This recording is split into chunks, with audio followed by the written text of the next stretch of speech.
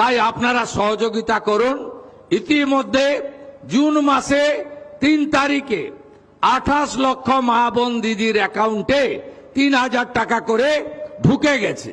এখন অবধি 1,05,00,000 আমাদের মা বোন দিদি তারা এই অন্নপূর্ণা যোজনায় নাম নথিভুক্ত করেছেন।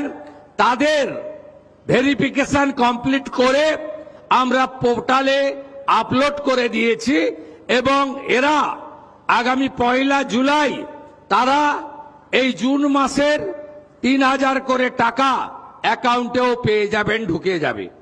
এতটুকু চিন্তা করবেন না। এখনো যারা বাকি আছেন জনকল্যাণ শিবিরে আপনারা ফর্ম ফিল আপ করুন, আধিকারিকরা সাহায্য করবে এবং আমরা প্রয়োজন হলে আমাদের বাড়ি বাড়ি গিয়ে সেই সহযোগিতা আপনাদেরকে করব।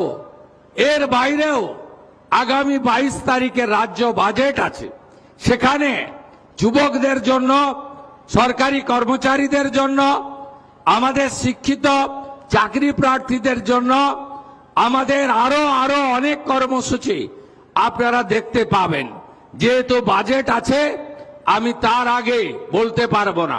অন্নদাতা ভগবান কৃষক যারা আছেন কৃষকদের জন্য, তাদের জন্য আমরা কর্মসূচি নিতে চলেছি।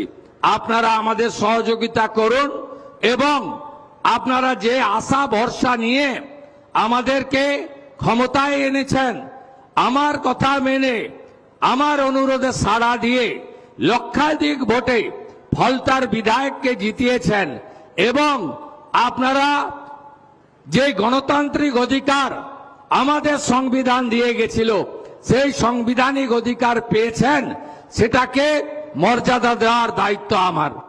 আমি এসে আগেই বলেছিলাম, মুখ্যমন্ত্রী হওয়ার পরে আমি রাজনৈতিক কর্মসূচিতে 2 বার ফলদা এসেছি, আজকে সরকারি কর্মসূচিতে এসেছি। সেদিনে আমি বলে গেছিলাম ফলতা আদর্শ বিধানসভা হিসেবে, মডেল অ্যাসেম্বলি হিসেবে আমরা গড়ে তুলব।